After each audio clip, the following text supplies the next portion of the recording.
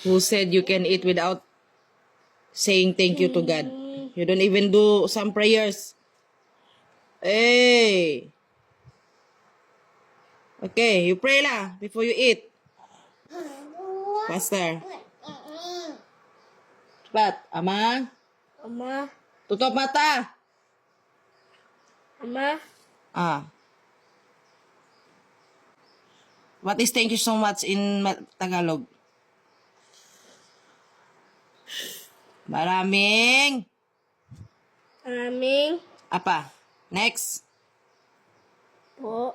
Salamat Salamat po sa... sa What is food in Tagalog? Pagkain. pagkain. Apa?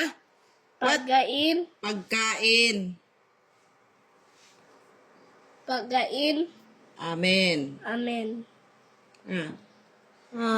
Bakit ang dami? Ba't ang dami ng pagkain mo? Galit ka ba? Sige na, kain ka na.